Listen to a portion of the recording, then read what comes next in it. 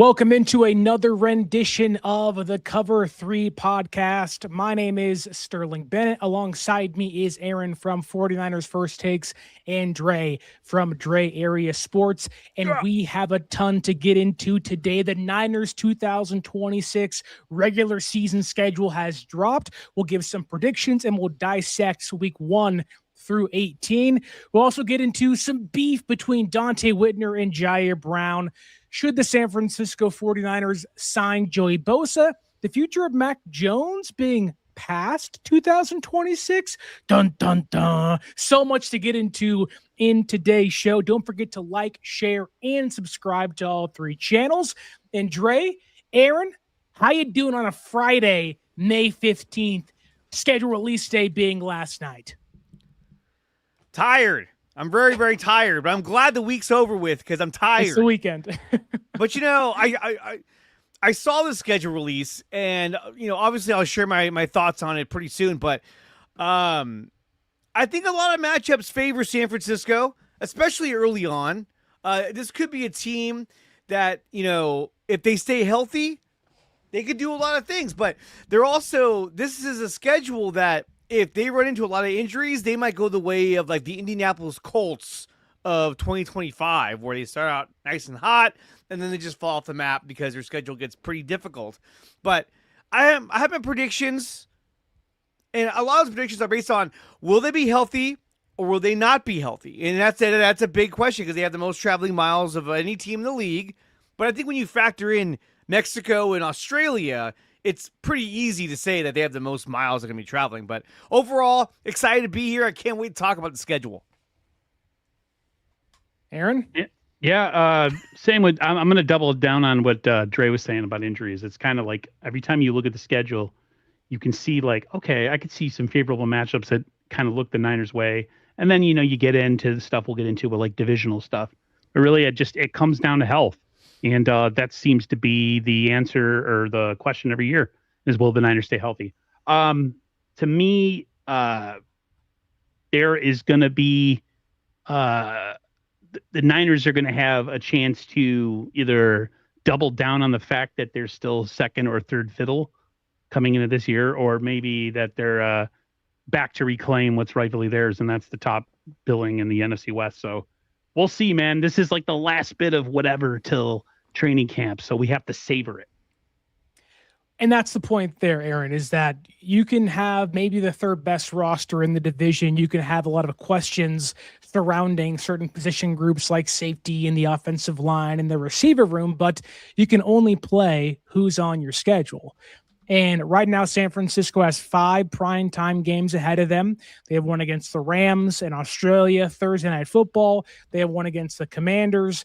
They won against the Chargers. Thursday night, Jim Harbaugh play in San Francisco again. They have Juwan Jennings and the Vikings in Mexico. They have Philadelphia in primetime too, whereas the Rams have, 7 primetime games this year, which is just incredible. The NFL has made it so the Rams and Seahawks play each other 2 times in the final 3 weeks of the NFL season, where San Francisco, albeit has a tough schedule ahead of them, as most teams do. I'll bring it up here so everybody can see. It's not like San Francisco also can't run the gauntlet and come out maybe being one of the better teams in the NFC West as a whole. So looking at the schedule in front of us, hopefully this all works itself out. I'll zoom in here on the screen so we can see it. Let's just kind of go through each game. What do we think? What do we like? What do we dislike about it? And let's start off with the very top pre-bye week, weeks 1 through 7. This being courtesy of Raj from RSF Niners, one of the friends of the program. And let's look at week 1. Niners, Rams in Australia, the land down under. Week 1, can the Niners fly 15 I just dropped Willie Mays. Let's hope the Niners don't drop the ball in Australia week 1. Massive game to start the season off. It's a NFC West division rival game. It's a game the Rams advocated for because they were so terrified of the Niner faithful taking over SoFi Stadium, a.k.a. Levi South, in 2026. But We talked about this a little bit ago, but what do you guys make of the week 1 matchup against the Rams? Do you like playing LA in Australia? And are you a bit concerned, though, about the travel getting to and from Australia to begin the season? Dre, what do you think? I'm taking Niners in this game because, look, this is the game. It doesn't matter where it's at. It could be in Germany. It can be in China. It could be in Tokyo. Wherever this game is going to be at, the team will be prepared, well prepared for this game. And to me, it's kind of like, who's going to show up to the game? Like, what mental mindset are you going to have showing up to a game that you physically and mentally prepared for a number of weeks? So I think this game, Niners take this game in Australia.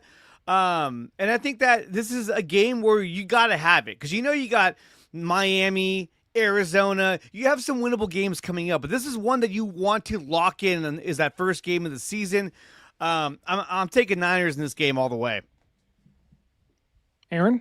Yeah, I'm taking Niners in this game too. I have it down on my little sheet here, my little cheat You liar! sheet. I just think that the best time to get a team like the Rams is right in the beginning of the season before they get hot, right?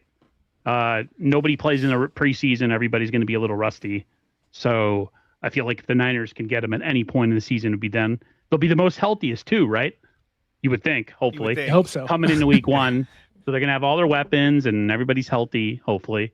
So, and it's always like, it's weird with the Rams. Like they'll come to the way we never can quite dictate where they're going to win and when we're going to lose against the Rams. It's kind of a crapshoot. So right. It being a neutral site and it not being, in San Francisco, I'm going to treat this as a game in SoFi Stadium where we're going to go in and have a 90-10 crowd differential like we always do. I don't think it'll be like that in Australia. I think it'll be kind of a 50-50 split, but I'm going Niners in this game. Not by a lot, though. I think the Rams will put up points. But I think the Niners, if healthy, have a good amount of weapons to stay right there with them. So we'll see. You mentioned weapons, Aaron. It looks like George Kittle's probably not going to be healthy for week 1, so that's worth mentioning off the top. Also, Micah Williams has not been cleared to start jogging yet, so you may be without one of your key cogs on the defensive line. That's not Hopefully that changes. You never know. It's a long time to be for positive May. Here. It's a long time for May to September, so they got about 3+ months to get him in order, 4 months to get things in order, and hopefully that does occur. But one thing I haven't seen many people talk about, and it's minuscule, it came out yesterday, so how much can you get into it? But you mentioned rust with the Rams not playing many people in preseason, Aaron. My concern for LA would be, can Matthew Stafford's back fly 15,000 miles and hold up? Because from I think what Nick Wagner of ESPN said, that San Francisco plans to fly out there relatively early to avoid any jet lag from the immediate time off the plane.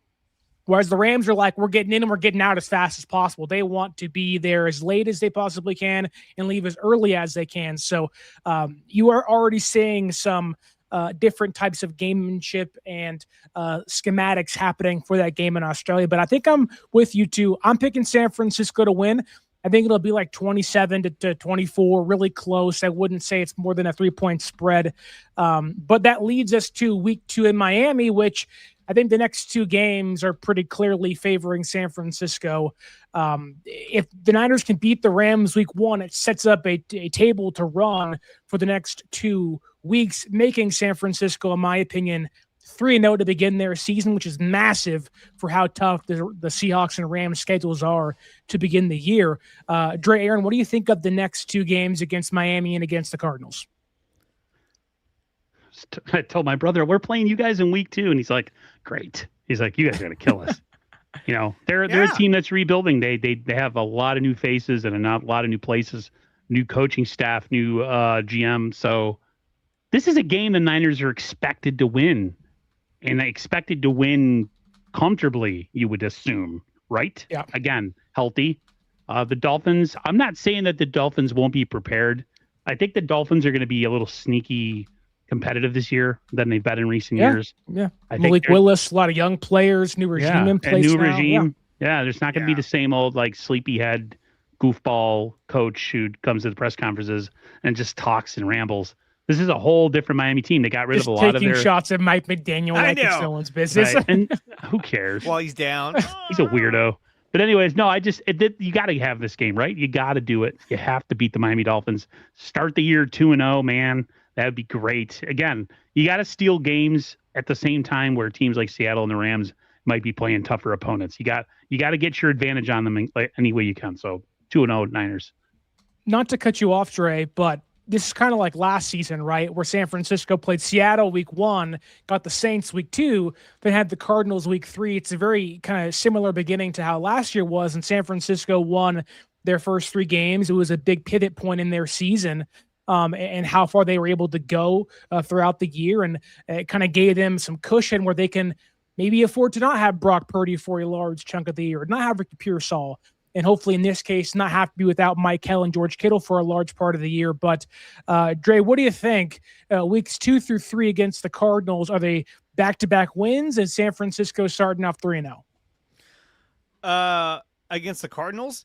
Look, I think they should start off 3-0. I think they're going to start off 3-0, and I think this favors San Francisco because, look, they're going to Australia. Yeah, that's a how long is that flight? 15,000 miles, or 15 hours, excuse me, 15 hours. Oh, my gosh. So they have a long flight, right? It's a long time. There and back, right? But then, look, they get 3 weeks at home in their facility, in their at home in their stadium. They don't have to. They get to sleep in their own beds for 3 weeks. That's a massive advantage to have to start the year off, going all the way to Melbourne, Australia. So yes, I think San Francisco will win these games. I think they're going to win week 1, week 2, and week 3.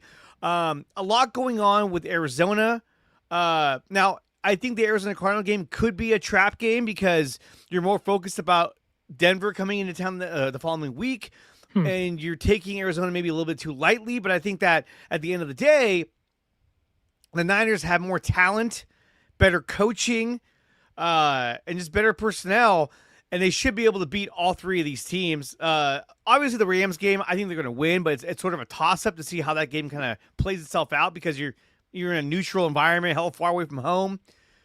But the Dolphins, I know Malik Willis beat the Niners when he was the quarterbacking for the Browns, but shit happens. Huh? What? He wasn't in Cleveland. He was in Green Bay. Was he? Who am I thinking of then? Philip Walker III? Is that who was quarterback when the Browns beat us? Yeah. Oh, whatever. I don't know what's happening right now. So I got the wrong quarterback. But anyway, look, Okay. I think they're going to beat the Dolphins and they're going to beat the Cardinals, 2 dysfunctional franchises that aren't going anywhere this season. And on the flip side of things, when you look at the Rams schedule to start off the year, it's tough. Yeah. They go to Melbourne to play San Francisco. And then they get an extra day of rest because they're playing Monday night cross-country against the New York Giants. Or is it at home? I can't tell. It just says New York Giants Monday Night Football. Like, oh, cool. And then they got it's at home. I'm sorry, it's at home, but it's Monday night against the Giants. And then they go to Denver, to Philly, and then play at home Monday night against the Buffalo Bills. That's a tough schedule. That's not easy. That's not easy. That's a challenging game against Buffalo. The way Josh Allen likes to run around. I didn't comment on the Arizona game. I think they win that game too, Sterling. You got to beat the poverty franchises, man. If you think you're worth this year and you think you're going to, supposedly the Niners are kind of going all in, with some veteran names. If you can't come into a season, and regardless what happens to the Rams, we're picking them to win, of course, all of us. If you can't handily take care of Miami and Arizona when you're healthy, hopefully in the beginning of the season, then you don't deserve to be considered one of the teams that's going to, make a run or do something. So you got to beat the bad teams.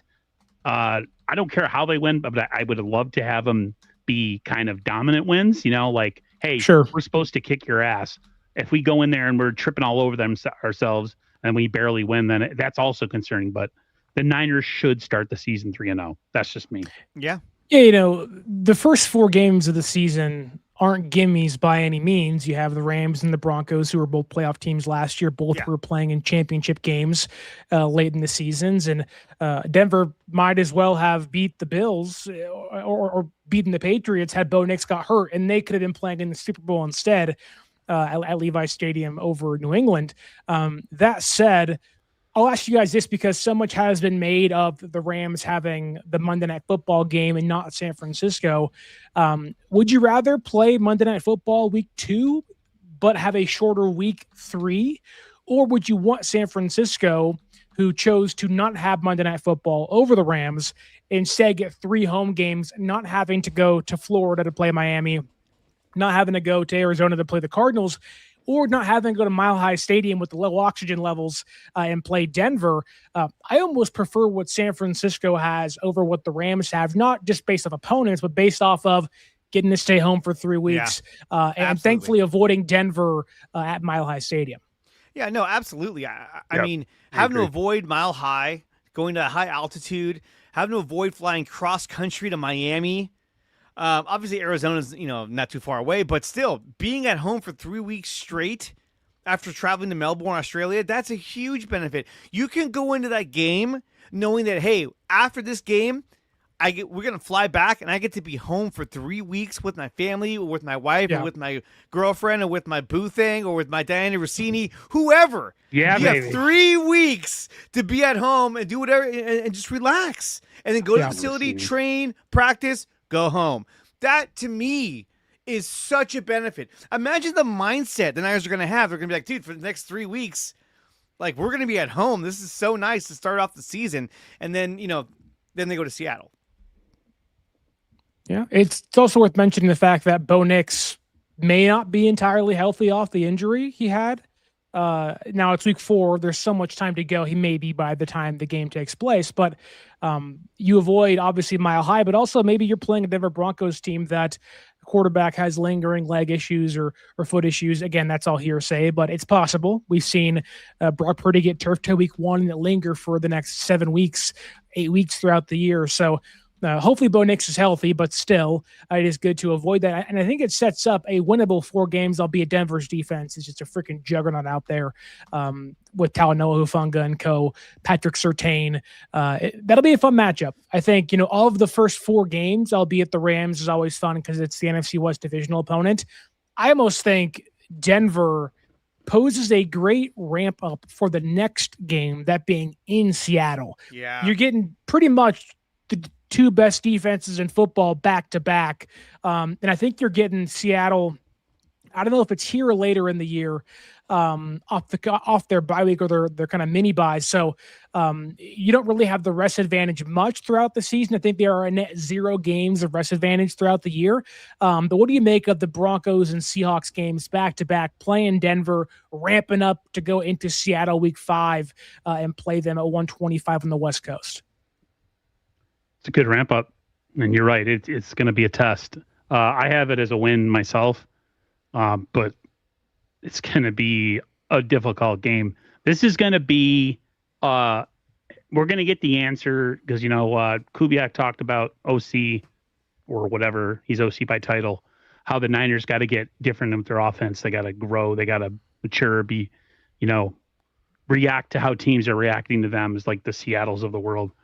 This is going to be the first time I think we see if that is actually going to happen.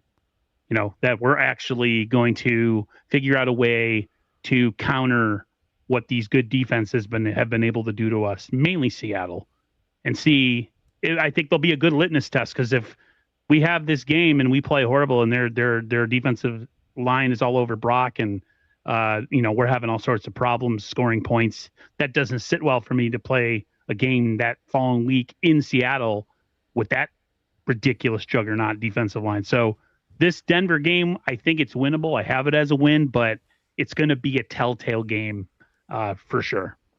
So Aaron has the Niners starting off 4-0 to begin their year, which I think is the most positive he's been for the last season and a half, which is fantastic. Is that Dre, weird? Dre, what do you think about week 4 against the Broncos leading into week 5 against the Seahawks? I think week 4 against the Broncos is probably the biggest litmus test of how good this team really is.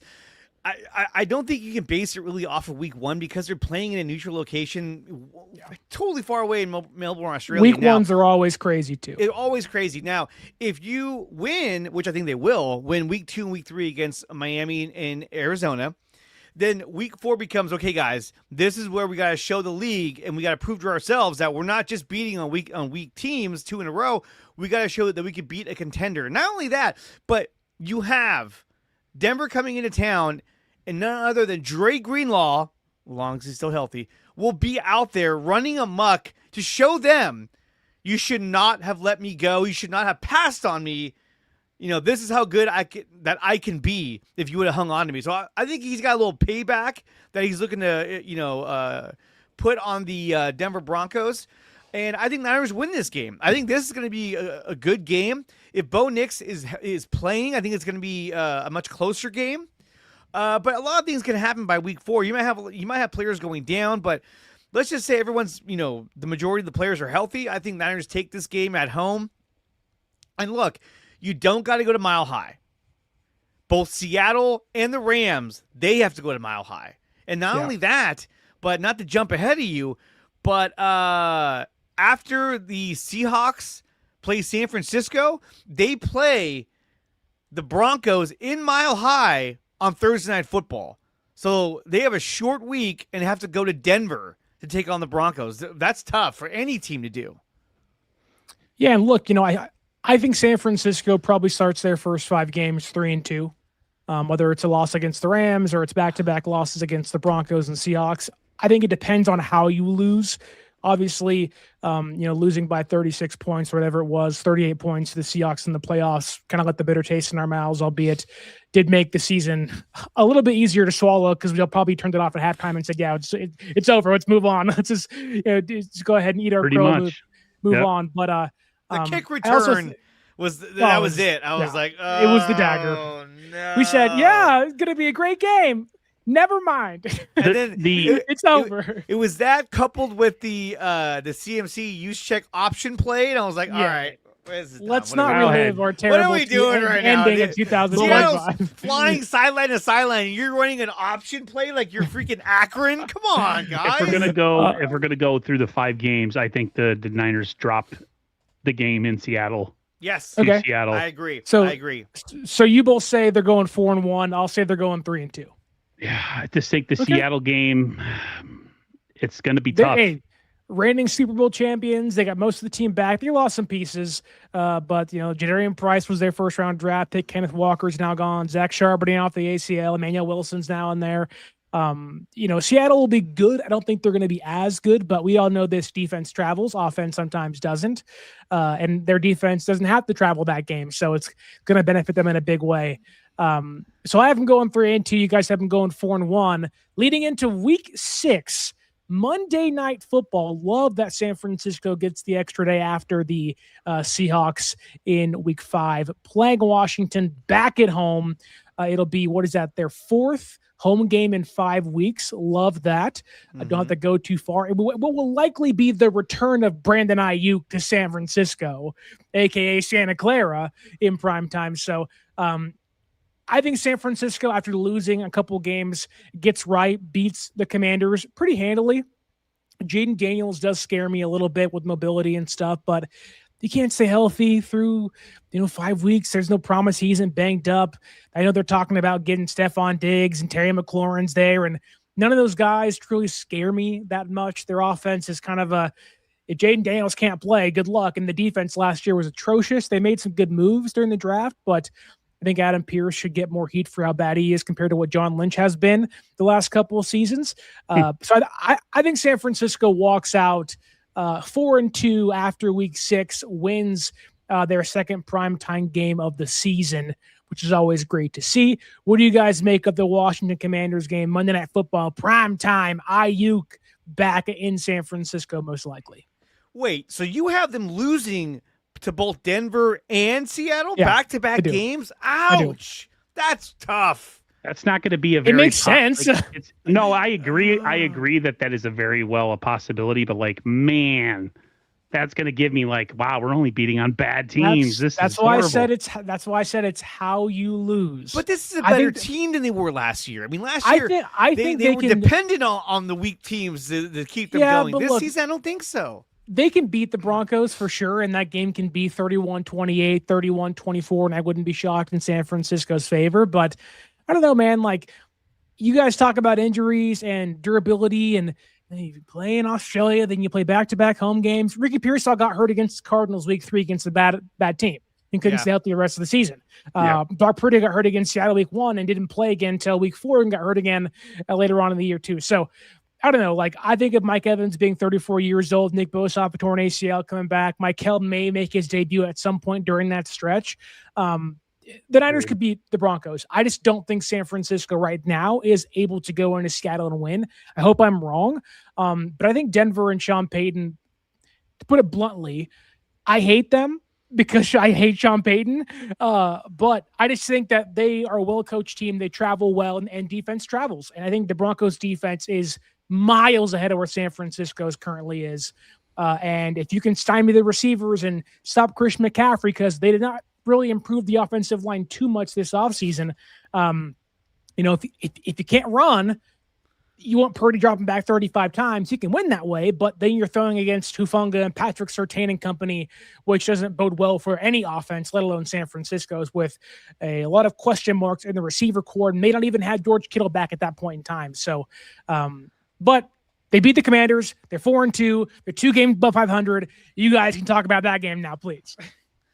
Okay, so Commanders, again, another win. I think Niners are able to get the job done against a Commanders team that I think is still trying to redefine themselves. I mean, they had a great season 2 years ago, got to the NFC title game, and got their butts whooped by the Eagles, who went on to win the Super Bowl.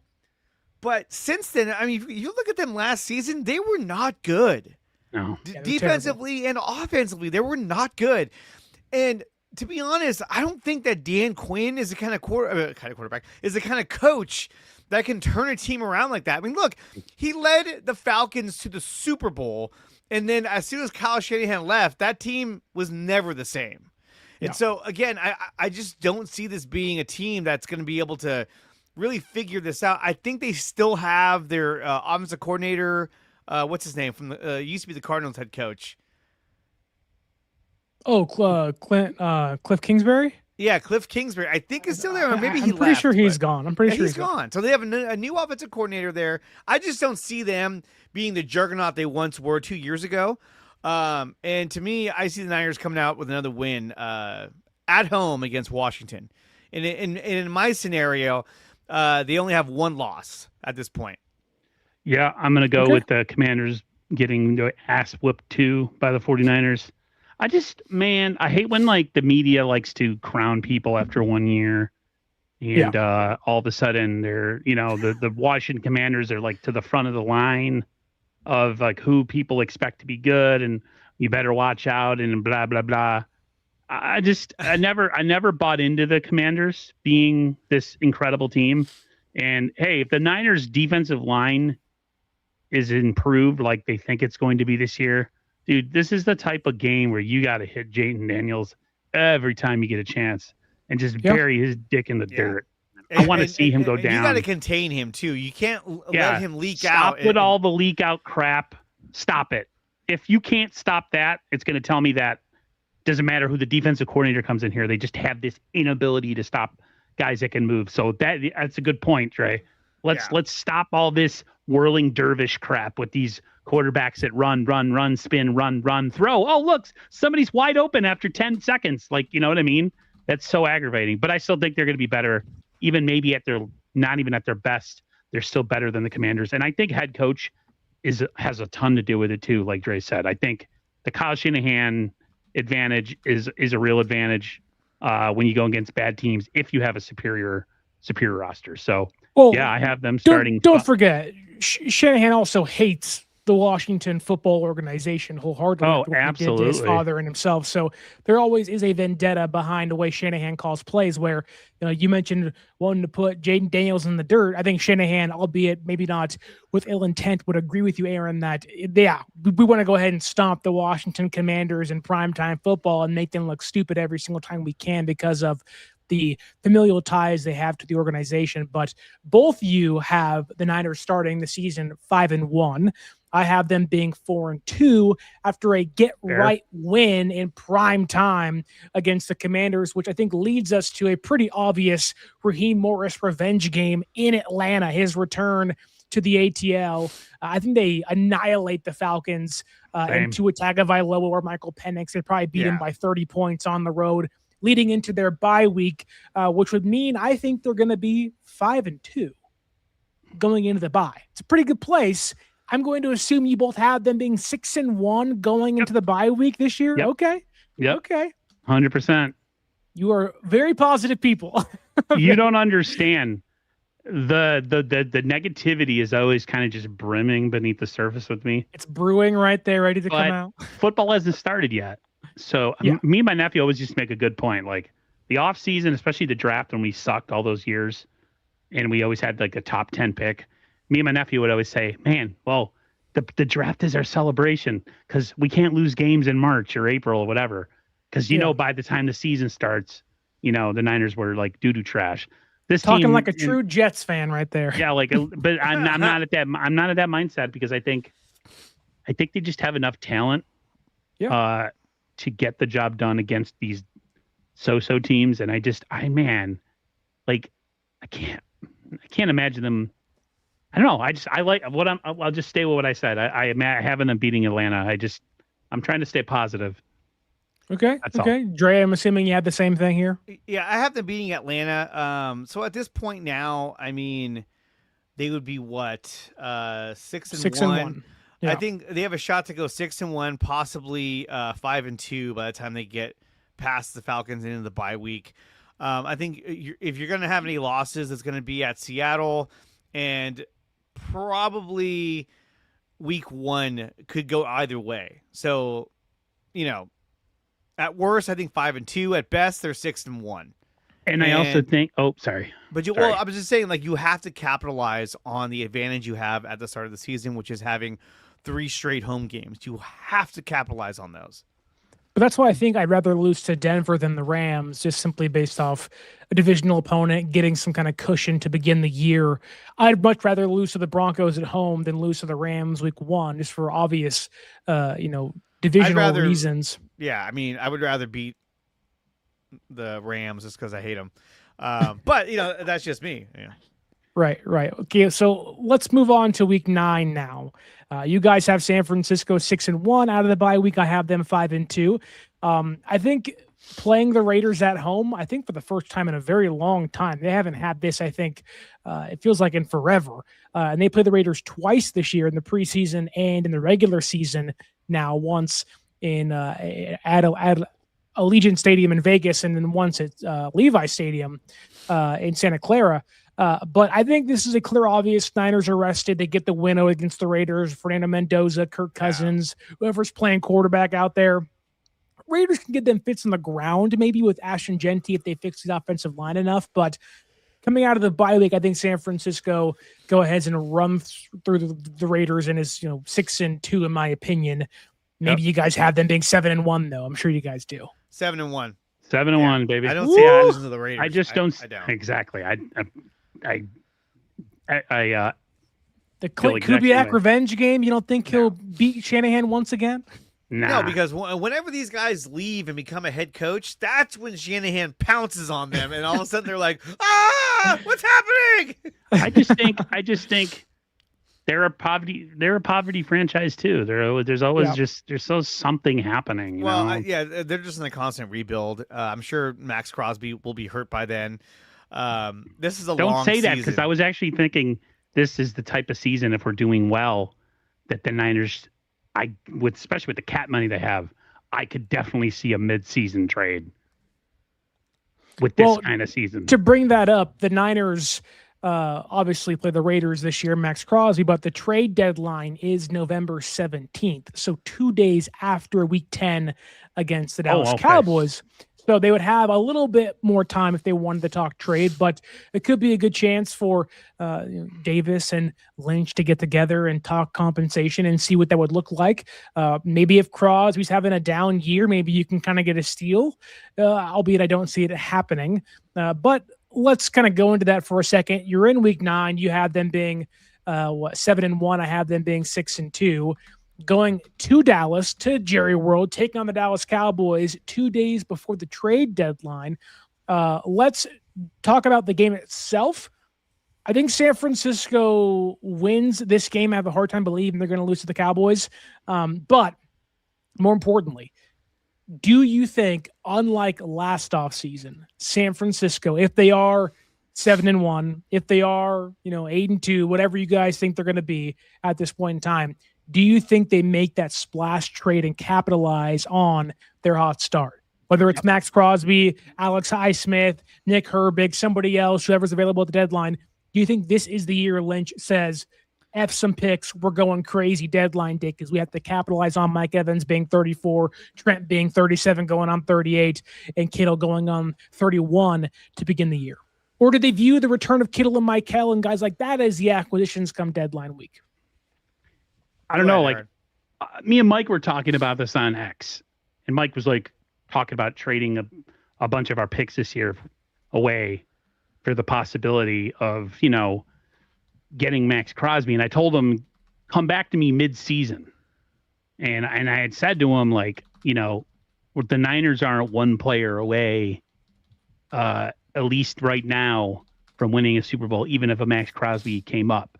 Now, fast forward into the season, if we are what we think we're going to be at this time, I could totally see them making a move. Are you kidding me? I don't think it will be for a guy like Max Crosby. I think the Highsmith one seems more of a possibility. But yeah, I think they would. It's weird because last year, me and Dre especially, we were really bummed out about it. But that team was so far from winning a championship last year, and I'm glad they didn't make a move, and I'm glad they didn't listen to us because it would have been a dumb move. But if you come in this year and you're 9-1, 8-2, you got to make a move. Okay. Dre, what do you think about that? If we sign Joey Bosa, then no, you don't have that pressing need to make a move. You have to reevaluate your roster and say, hey, is there an injury that has set us back at this position? And that still very well may be the case. Now, if they make the move and they sign a guy like Joey Bosa, then you're fortified up front, especially with now that gives Michael Williams the opportunity to return when he's 100% and ready to rock. You don't have to rush his return. So, the fact that they haven't made a move to get a tight end is a little crazy. I mean, they're really just going to roll with Farrell and Tonjes, which is don't forget about Khalil Dinkins, the star Penn State UDFA who can block his ass off, my friend. Whatever. Still, I mean, they're probably going to have 3 tight ends on the roster anyway, and they usually do as it is. So, but at this point, I think San Francisco can make a move, but it'd be beneficial for them to get a guy like Joey Bosa now and not have to give up your draft picks and land somebody else. Because look, if you're going to go after a guy like Max Crosby, you're going to have to give up a ton of draft capital to get a guy like that. And I don't know if that's a move that they want to do right now as they're trying to kind of rebuild this roster, and they have a lot of aging players. But if they're 7-1, teams have done some crazy shit when they have a massively good winning record. Again, look at the Colts last season. They traded 2 or 3 first-round picks for Sauce Gardner, and then he got hurt, and it was that was a dumb move. And then, Mooney Ward, he went down. Oh, that's not good. And then the whole team just kind of fluttered away. So I think they will look to make a move, but it's just going to be where they need help. It's possible that they could look to acquire another defensive tackle, depending on how these guys perform. Yep. They're always big on getting guys down, on the defensive line, in the trenches. You're not going to get an offensive lineman. They typically don't get traded at trade deadlines. Those are off-season moves. I think could they go defense? I think they could. If all of a sudden the Broncos have a down year and they're in a really bad spot, maybe you try to make a move and get a guy like Pat Surtain. That way you have him and Lenore. I don't know. I'm just throwing it out there. You make a move to get another shutdown corner so that you have better corners to combat, Puka Nacua and JSN and those guys. I think it's more likely that Jair Brown is shoved onto the podcasting platforms and they go trade for Jesse Bates over maybe a cornerback, simply because there are Raheem Morris ties. But Stovey mentioned Kayvon Thibodeau for a fourth. I think his price will go down throughout the year.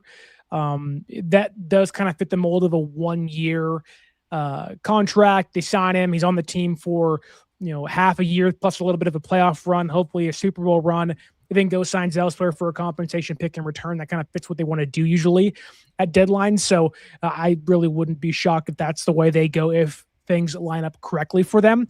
That said, through 10 weeks, Dallas Cowboys, I think we're all picking San Francisco to win.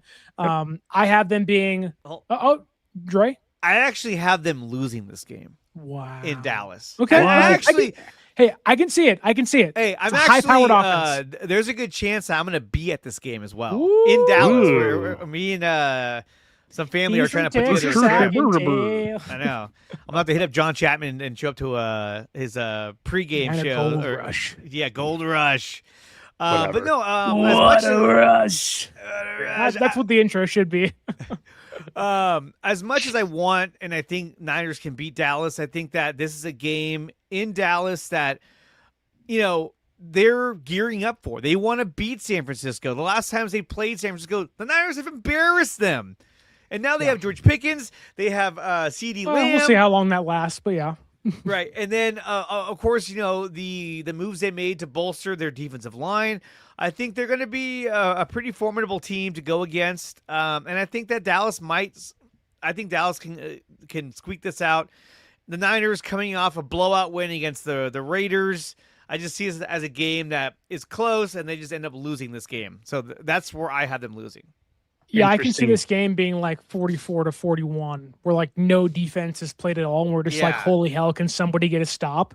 Dallas. I think Dallas is one of the few offenses. I know people don't love Dak. Dak's a good quarterback. He isn't great. We know this, but he has weapons now. And if you look at that offense last year, which is bringing back a lot of the same people, they didn't win a lot of games, but they were in a lot of games late because the offense was just leading them back and forth. This is a game that you could lose with the deep routes. You got CeeDee Lamb, George Pickens. Speaking of Jair Brown not being good. Jair Brown, Siegel, or Mustafa, they're not good deep downfield. And I think that the Cowboys can take advantage of that late in the game. And this feels like a game where it's like this is a Tonjes fumble in the fourth quarter really hopefully he's not playing in the fourth quarter. Kittle's Why back. is Tonjes playing in this game in the fourth quarter, right? I'm just saying, it's one of those games where you're like, oh no, like, oh, the turnover. Yeah, like the one brutal mistake, you're like, oh my God, are you kidding me? Well, and then this could also be a game with the trade deadline looming where they see their defense get burnt on the back end and they go, we got to get Jesse Bates in here or somebody else to help the safety room out. This could be a game where maybe they'll re-sign Dante Whitner. Who knows? He seems like he wants to play nowadays. Well, it seems like a game where like they see their deficiencies in the secondary, and then maybe they say, okay, let's make a move to bring in a shutdown corner, and then Renardo Green will figure out where to put you or whoever. Maybe someone's hurt. Sure. I'm not sure. If not corner, then safety. But safety, that's a hard position to trade for at the trade deadline. I just don't see a lot of that happening. If the team is not good and they want to offload a contract or something. Yeah. And they got traded to the Jets this offseason from the Miami Niners Dolphins. need a safety more because they have to make another edge move before the season starts. When you look at the schedule, right? I mean, you have Terry McLaurin, again, with the Commanders, but you don't have a dual threat. Like you don't have two, fast, big receivers like the Cowboys do. Seattle has JSN, dynamic, and you have Shaheed, who's fast. But the Broncos, and you got Cardinals, Dolphins. Like I think this is where they make the Broncos got Jalen Waddle and Cortland Sutton, man. I don't care, but I think this is the game where their secondary gets really exposed. They fuck things Stribling? up. They just drafted Stribling too. What are you talking about? No, but I'm saying their secondary is just not fast, and I think this is where, and this would be going into your trade deadline. So you're like, okay, we saw what happened. Let's make a move, and they get somebody to help their secondary. Maybe even like a guy like Jalen Ramsey, somebody to play safety. Yeah, that was a name that was dropped out there. He played safety last year for the Steelers. I would love to have Jalen Ramsey on this team. I'm a huge Jalen Ramsey fan. I love that guy. Okay, so Dre has the Niners losing to Dallas week 10. Aaron and I have them winning, meaning Aaron, I believe, has them at 8-1 going in to week 11, Mexico, against Juwan Jennings and Mighty Mouse Kyler Murray, or 9 JJ McCarthy. Meanwhile, me and Dre have them being, 7-2 going into week 11. So not too bad. You had them 6-3 because you had them losing twice early on. This is going to be I had them beating the Cowboys, though. This is going to be a crazy one for you guys, but I have them losing to Minnesota. Same. No. I have it happening too, man. No. Brian Flores' defense is going to give this offense fits. It always does. It does. It's going to suck to watch. But I think this is a game where Minnesota is coming into Mexico City like, where the fuck are we right now? And the Niners are like, dude, we were here a couple years ago. This place is badass. And not to mention how many Niner fans are there. I think, again, because you're in a neutral location, it all comes down to execution. And I think that the Niners are going to execute. I think that the Vikings will make more mistakes. A reminder, you're putting Kyler Murray as your quarterback now. Is he going to stay the quarterback, or is he going to be, JJ McCarthy? Probably not. But then again, I say that. Dude, Kyler gives this defense fits at times. Exactly. He beat him last year. I say that, but Kyler Murray always burns the Niners. But the Niners defense has gotten a lot better in the offseason, and I think that I really feel like this defense is going to be closer to the one we had in 2023. So I see the Niners win this game in Mexico City. I think we own Mexico City. That's a win in my book. I think if you win in Australia, you're probably not going to win in Mexico City. The odds you win both the international games are pretty slim. I'd rather win the one against the Rams, obviously, and we'll see how the season goes. But I don't know. Like, the way I look at this, it's week 11. You were just in Dallas. Now you're playing Sunday Night Football. A couple hours to kind of rest over what you usually had. But Juwan Jennings, Jordan Mason, Kevin O'Connell, Justin Jefferson, like you mentioned, the defense having a problem kind of guarding the back end of it. If Kevin O'Connell unleashes that receiving core on the Niners defense, like, good luck. Like, it's Addison, Jefferson, and Jennings, whether it's McCarthy or whether it's Murray, like, that's going to give San Francisco's defense fits. And, you have Jordan Mason, who's an adequate running back in the backfield. Aaron Jones, albeit he can't stay healthy too much. Like, the Vikings are not a bad team.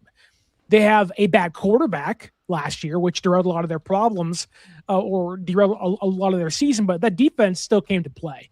And they lack talent, sure, but their personnel department, their coaching makes up for a lot of it. Brian Flores is, in my opinion, one of the top 3 best defensive minds in football. It's like McDonald, it's Flores, and you can fill out whoever is the third one in that room. But I just think you've seen the Niners with a better roster, fully healthy, walk into Minnesota and lose against them before. You've seen them lose to Kirk Cousins in prime time with a healthy defense that's 10 times better than what they have now.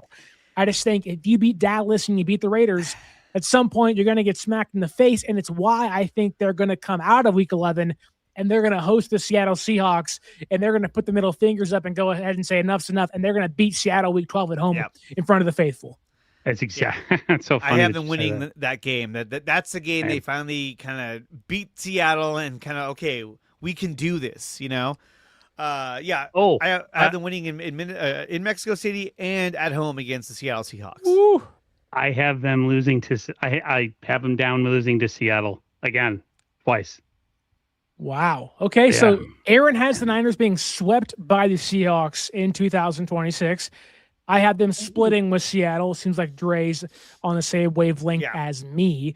I believe that would mean the Niners are 9-2, according to Aaron, and I think they are 8-3, according to me and Dre. Yeah. That sounds right. Heading into week 13, which is the dreaded MetLife 10 a.m. East Coast. Hide your legs, hide your Achilles, hide your tendons, because watch out. That MetLife turf is cursed and it's coming for you. I think San Francisco wins this game. That isn't the problem. That isn't the question I have. It's who gets hurt and how long are they out for and how many people go down is my biggest concern, because you're playing a brutal game against the Seahawks the week prior. Then you're flying to the East Coast the next week and you're playing against the Giants. I I think they eke this game out. They get their 9th win of the year, but they kind of have to, because then they have the Rams, the Chargers, the Chiefs, Philadelphia, and the Cardinals to end their year. So I think they'll have 9 wins at this point in time, but God forbid somebody else goes down, mainly being one of the big stars of this team. But Dre, what do you think about that? Look, Kenny 49ers. Look, we already have Aaron to be super negative when he wants to be. He's in the chat saying, "Oh, we're gonna be lucky to win 8 or 9 games if we're lucky." Kenny, Big ifs. I know. Come Kenny, on, at least Kenny. wait till after. Kenny, at least wait till after training camp. Yeah. Okay. You wanna- Oh, go ahead. Once somebody gets a phantom ACL injury, and we're all like, "What the hell happened?" I Then you just can want to start complaining say about it. I have the Niners at 3 losses right now. I swear, I think that Kenny Aaron. Is this your burner account? No, He's like, I have a lot of like those, ass but for I use years. them. This is what happens. No. Okay, so look, I get it. It's passion. I love it, right? Kenny, you're awesome. But I have them. This is going to be an interesting game because the Giants had a lot of injuries last season that kind of derailed what they had going on. Now they have John Harbaugh there. They brought in some guys, some of Harbaugh's guys from the Ravens to kind of bolster up that team. Jackson Dart's going into week 2. I happen to like Jackson Dart. I think he's a really good quarterback. Cam Scatterbo healthy, Malik Neighbors healthy, maybe. Neighbors, and then they drafted, what was his name? As long as Jackson Dart Reese. doesn't play head first like he does last year, That and was just terrible getting draft pick. concussions. Ardo Reese was terrible. I didn't like where he was taken. David Bailey was 10 times worse than that. That was terrible too. I actually think David Bailey, I think is a good player, but like I like that we got Romello Height out of the two of them. I mean, I like Romello Height. I like the aspect that he brings. Okay, so going into that Giants game, it's going to depend on where the Giants end up at this point in the season. I think it's unfair for us to compare them to what they were last season. I think it's going to be a totally different team. You got John Harbaugh there. Now they have more confidence instead of Brian Dable, who's like, "Get me out of here." So they're going cross country. It's a 10 a.m. game. I think Niners still pull this one off, and they win. There's a good chance that the Giants have 3 or 4 wins at this point in time during the season, by the way. They had a pretty brutal beginning to their schedule. Not to cut you off, Aaron, but they have, beginning of the year, they have Dallas, the Rams. Then they have 2 cupcake games against the Titans and the Cardinals. Then they have the Commanders, the Saints, the Texans, the Eagles, the Commanders, the Jags, the Colts leading into this game against San Francisco. So they could be a 4-win team looking like who's the backup quarterback? Drew Lock, get out there, win some games for us if possible. Yeah, so this will be the Drew Lock. I like Drew Lock. This will be the 10th win the Niners get on my docket. Okay. So he has them at what? 10-2. 10-2. I have them at 9-3. Both of us have them at 9-3. I have them. Hold on. They're 10-2 because of bye week, Aaron. So I would have them at 9-3. No, okay. No. Yeah. Wait, Vikings loss. Seattle Seahawks loss. Oh, right. Aaron has both right. He had the Seattle Seahawks and the Minnesota loss. So yeah. Okay. So we're all at 9-3. We're all at 9-3. Shockingly, we got there together. Okay. We took different paths, but we ended up in the same spot. This is where I tell think you about my best. This is where I think we're going to divulge and go different paths because this is the wacky. This reminds me of 2019 when it was the Ravens and then the Saints back to back on the road in Seattle late in the year, and we're all just like, holy hell, can they win one of these games to stay in front as a number 1 seed? Don't forget this team travels. Don't forget this team travels 38,000 miles to begin their season. A lot of that is Australia and back, but still. I do think they will lose this game at home against the Rams. Yeah. I think they'll be 9-4 coming off the Giants game, whether it's an injury that happens against the Giants, it kind of makes them somewhat somber. And unfortunately, I think they're going to lose to both these LA teams back to back. It's Rams at home. I don't love that for them. And then it's Harbaugh's Chargers on a short week at SoFi. I don't love that for them either. I think they're going to lose back-to-back games. And honestly, I'm going to hate this. I think they're going to drop 3 in a row out of the Giants game. I think they're going to lose to the Rams, the Chargers, and Kansas City. And they're going to be playing for a top of the wild card, maybe kind of how they were last year of like, if they can win in a week 18 and week 17, they'll be the number 1 seed. And we're all going to go, yeah, good luck with that. So I have them being, when it's all said and done, 9-6 heading into week 17 against Philadelphia.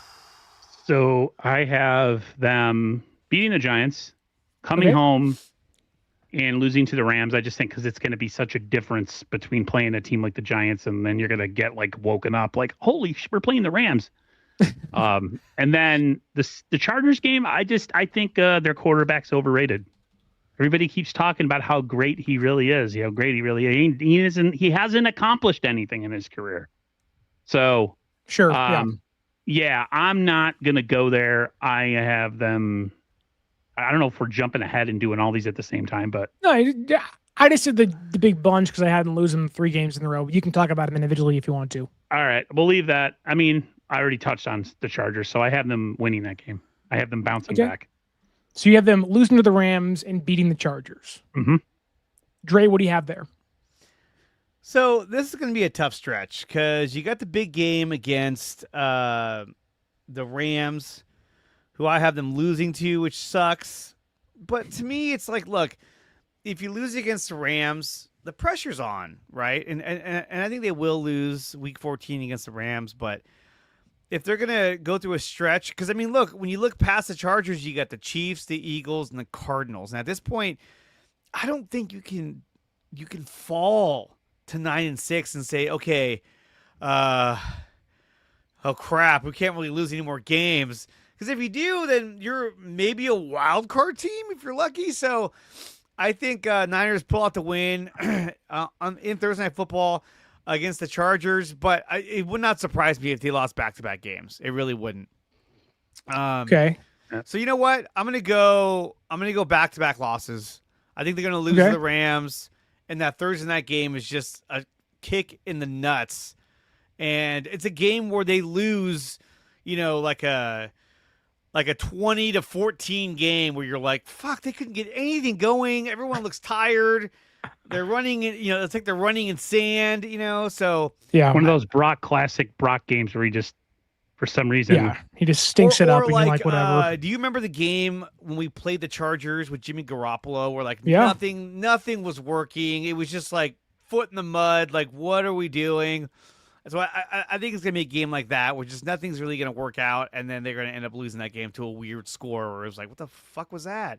Well, to give you all more context, this is via Kyle Posey of SB Nation, Niners Nation.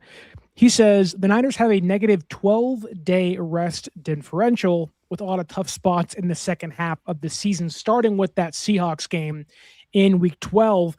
Seattle's coming off their bye week in Week 12. So they're fully rested, while San Francisco is coming off of the Mexico City game against the Vikings.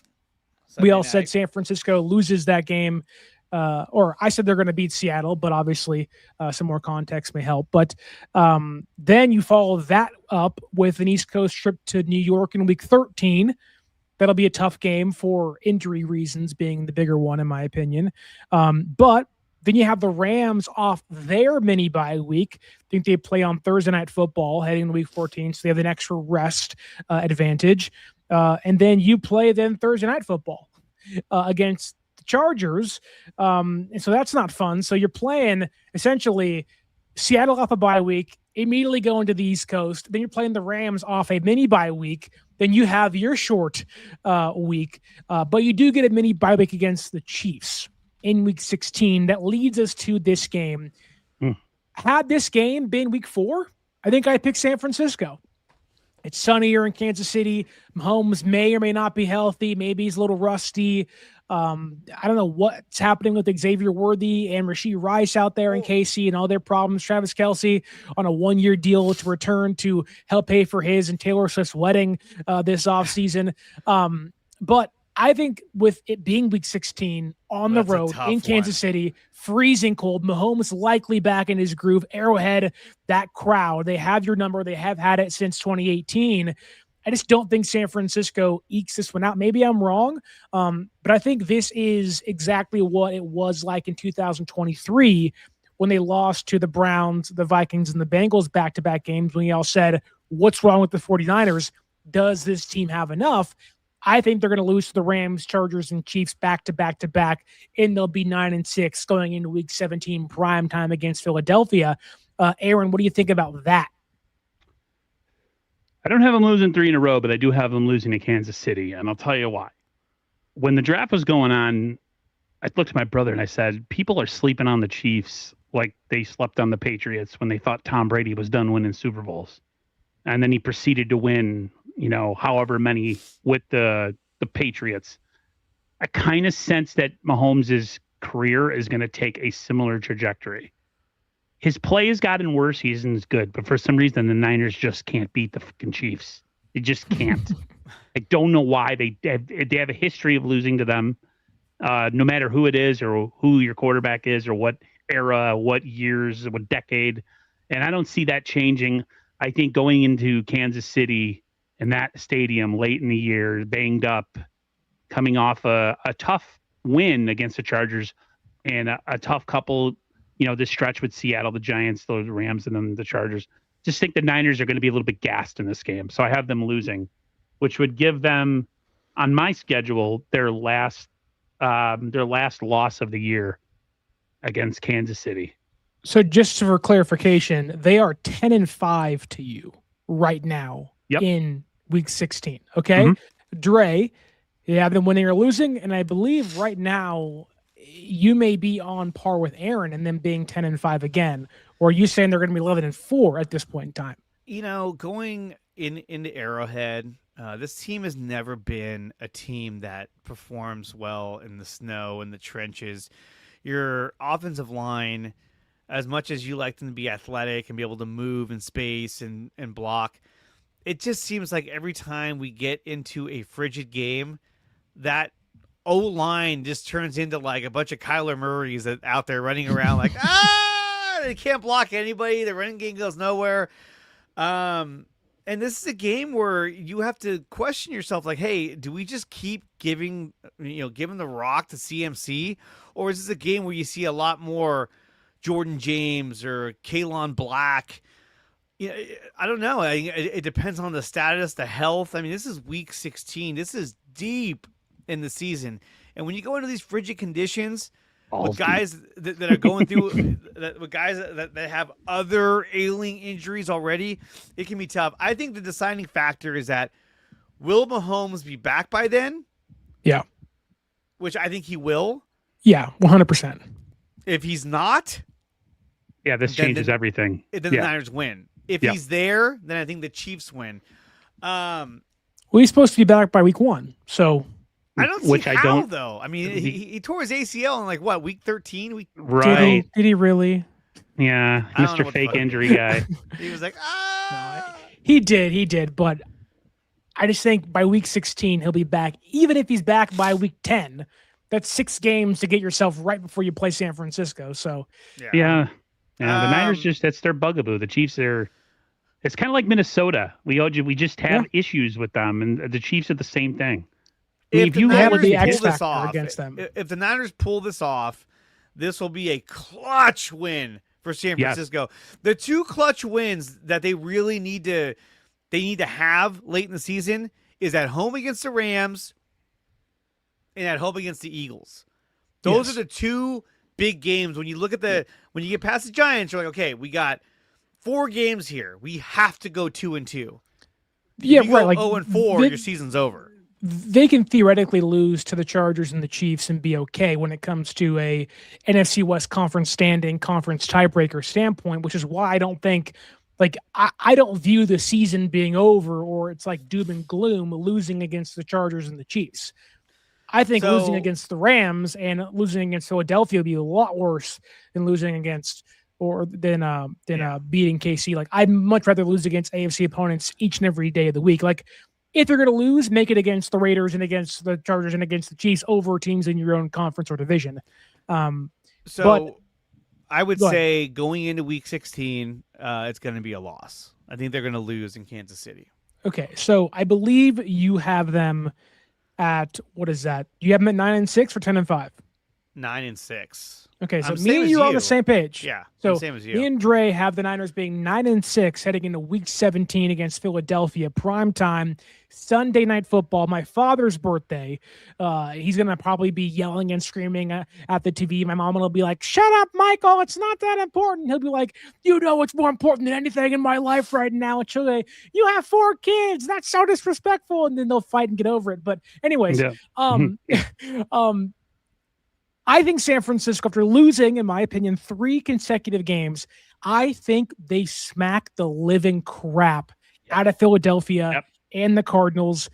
Jalen Hurts, to me, I know they changed offensive coordinators and maybe that fixes things. But AJ Brown's going to be gone, and they have Mekhi Lemon, and I don't know, man. Like, I'm just not really buying what Philadelphia is selling. This could be a game where Nick Sirianni's playing for his job in San Francisco, gets him fired at the end of the year. And wouldn't it be great to end Sirianni's reign in Philadelphia? Oh, we would love it. It'd be love so it. nice. So I think San Francisco ends the season 11-6, 1 spot better than I had them finishing last year, in 1 spot worse than they actually finished in 2025. And I have them beating the Cardinals and Philadelphia to end their season. And yes, I do indeed have them being the wild card team once again in 2026. Aaron, what do you think about that? That's fair. I just I'm 1 game. I've chosen 1 game less for them to lose, but yeah, I think Seattle. Yeah, the Philadelphia Eagles, for some reason, I don't know why I'm confident against them with Sirianni as their coach. Just weird.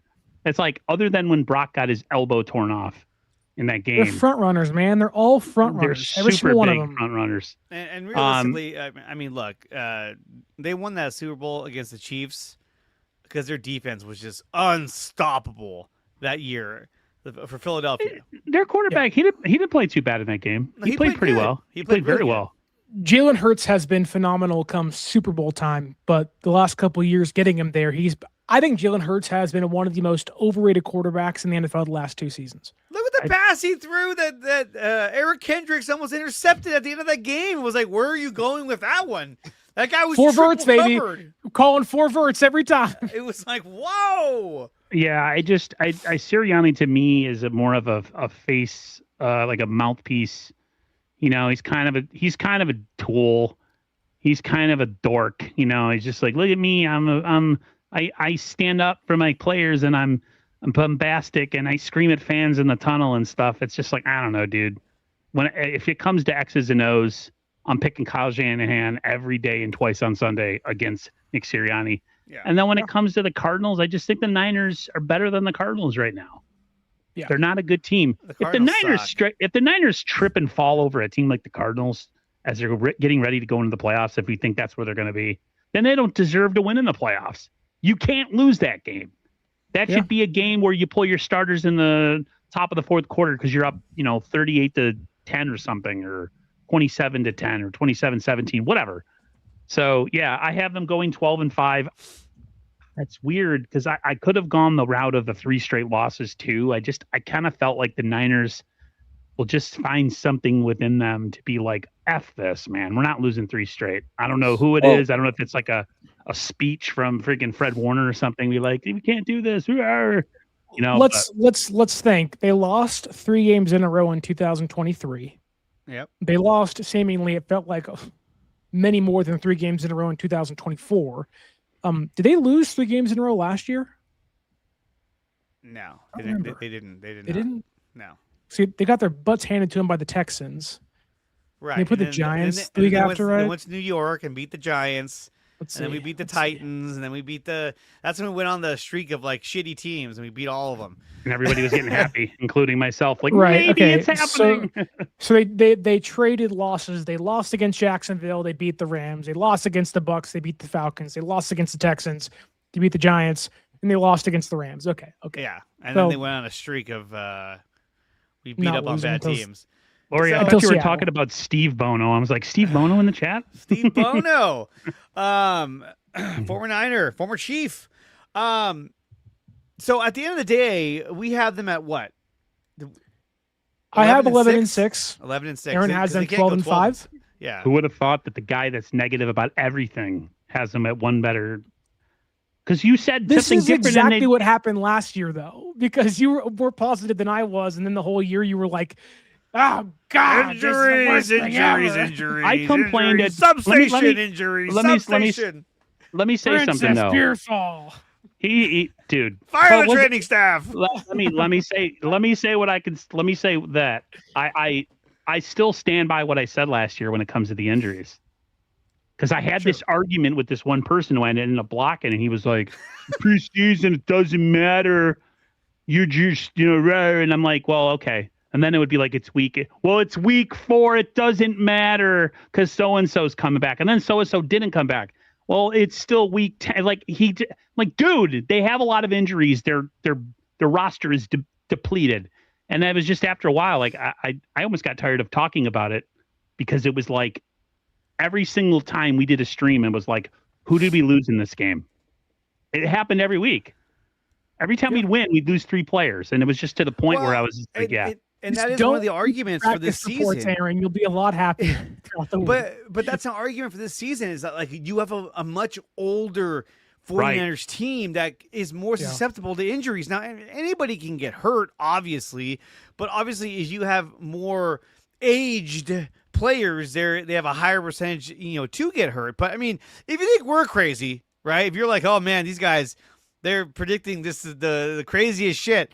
Where do they get these from? Take a look at this one. I'm going to share the screen real quick. This is from Jarrett Bailey, who the fuck that is. This is his prediction. They have the Niners going 8-9, and the Seahawks going 9-8. So he has Seattle being on a Super Bowl hangover. They win. They're going to be a little let down. Whereas he has the Commanders being 10-7. Look at the Eagles, 8-9. He has the Commanders being. He has the Titans winning 7 games. He has the Broncos winning 7 games. I have the Giants. I have the Eagles with that record. I could see that, but have everybody below Dallas with the same record too. Look at the Bengals, 12-5. Like what? Joe Burrow's got. If Joe Burrow's healthy, maybe. Yeah, but I don't. They don't have a defense though. They don't have an offensive line. I will say this. The Niners' worst case scenario, I think, could be 8-9. Because going back to the schedule for a second, like you look at it and you can say, okay, they can lose to Philadelphia. Okay, let's say Philadelphia's playing good football. The defense is playing good and San Francisco's banged up. They can lose to Kansas City. They can lose to the Chargers. They can lose twice to the Rams. The Rams are a damn good football team. They can lose twice to Seattle. They're a damn good football team. Then you're talking about maybe losing the game against the Vikings in Mexico City. Dallas has a really good offense. I can see that happening. If the Commanders do bounce back in a big way, Jaden Daniels is healthy, maybe that's an option. Denver's a really good team. Like, there's a path to San Francisco getting banged up, losing a lot of games, and we're all just like, oh my God. But the odds would say if Brock Purdy's healthy with what he showed last year, and I think that's what people are forgetting. Oh, San Francisco is older. They were just as old last year, had worse talent last year, and won 12. They won 12 games in a playoff game. Like, why should fans not believe at least somewhat in the fact is that they can beat good teams throughout the year? They beat the Bears last year in a shootout. That game could be eerily similar to the Dallas Cowboys game this year. Yeah. And San Francisco won that game with basically nobody on offense. And let's be honest here too. San Francisco's running game sucked last year. It's probably going to suck this year. It's hard to imagine it being Did we worse, switch like 2.5 yards. Did somebody do some weird witchcraft or something? What is happening with you?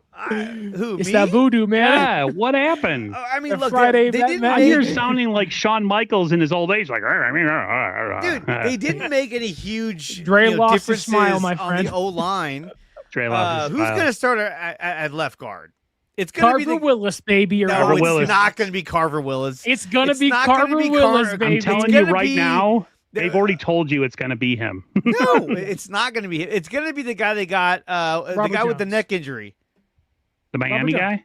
Yeah, Robert Jones. Thank you. Maybe he'll start at center. No, he's not. No, Hey, Jake Brendle's getting signed to an extension, I guess, according He to the is. rumors out there. So Oh get my ready to God. buckle up, my friend. Look, I don't think Willis will be the starter week 1. No way. The other guy we just talked about, what was his name? They said the same thing about Dominic Pooney, and he hasn't not started the game. And Yeah, but he was replacing who? John Feliciano, who was hurt. And He was Spencer hurt. Burford. Yeah, so was Burford. They were both hurt that year. Well, now left guard's worse than what Yeah, right but you guard got was Robert 2 years Jones. ago. Robert Jones is the guy they're going to go Jones with may because not be healthy. he is. And here's the thing. They're going to go with Robert Jones because he is a veteran offensive lineman that understands his assignments, that's going to be right next to They tried to go with Trent Ben Williams. Barch last year. That didn't work out. They had to change throughout the year. No. Ben Barch worked out great. The problem was he couldn't stay healthy. 2 games? When he was out there, he played well. But every time he was like, I'm hurt. And it was gone. Yeah, Robert Jones, they go, my neck. He and then might. It's over. I'm back. According to My Larry neck. Krueger, he knows a guy who says that he's past the neck injury. But that kind of scares I hope you. so. Is that the same guy he You have knew neck that injury. had them trading Ronaldo Green and Ricky Parasol? I just don't see Carver Willis being able to come into the NFL and push dudes around when you're playing teams like, the Seahawks, the Rams, the Chiefs. Hey, man. No. You never know. No. This Unless you're a is top the 10 draft XFL. pick. No, I don't see Carver Willis out of Washington coming in here and being like, yo, Don't Trent, let's go. UW like that. No. He's playing next to No. Trent, who can help him out. If Connor something play week go ahead. 1, week 2 against the Saints. You think Carter Willis can't 3 rounds earlier in a better program? No. Come I'm on. sorry. And then they're talking about Connor Colby. Well, we liked his progress last year. When Spencer Burford took over, it was like, oh, thank God. Oh my God. At least Thank he could God pass he came protect. back. Oh my Yeah, God! Connor Colby with the mullet was just like, oh my God. He didn't know what was going on. Now, granted, he's in week 2 now, so they're like, oh, okay, cool. He's learned a lot from last season. He might be improved, but Robert Jones is going to be your week 1 starter. It's going to be a toss-up. And I'm sorry, I love Larry Krueger, but Enrique Cruz is not going to be a tight end. They're not going to do that. I know he's athletic. Play. He's going to be a practice he was squad like, guy for 3 years. I think like they Nick can convert him to a was. tight end. I was like, oh, no. You wanted to lose 125 pounds and then I know, he's barely just a ability big to tight catch end. the football? He has Duggar becoming an outside pass rusher. Well, that can make sense. Put on 20 pounds and you're at 250. You're almost there.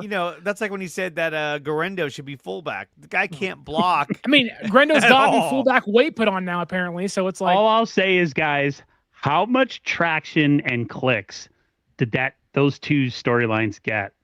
People know what they're doing. The Bernardo Green and the Ricky Parasol. Like, you just pick a player the fan base hates and go, they're going to get traded. They're going to get traded. It's and like, everyone's like, really? I got to click on this. What They're inside going to trade information them do at you the have? draft. And they didn't. They didn't trade either one of them. because they're both going to start to begin the year for the Niners, shockingly. And then, it's like, we have Deshaun Stribling, but I'm not sold on him yet. I think he's got great potential. I think they knew how popular he was getting in the draft, and they said, oh, let's just take him now. And they drafted him, and I still think that he's going to be probably wide receiver number 4, number 5, somewhere in there. Who? Deshaun Stribling. I mean, I don't see I him. think Stribling takes over Christian Kirk's spot. I think Kirk becomes wide receiver 4. I mean, it's possible. It depends on how much they use Kirk. They're just so different. They're so different. They're completely different. And look, when you watch the early season highlights and look at the numbers, Ricky Parasol was having a phenomenal season. Fantastic. Until he got hurt. And then that knee never got better. And once he got hurt, their offense was never the same. So I think Parasol will have a much better season, especially having Mike Evans on the other side. Mike Evans being more of a distraction. I think he's going to have a big breakout year.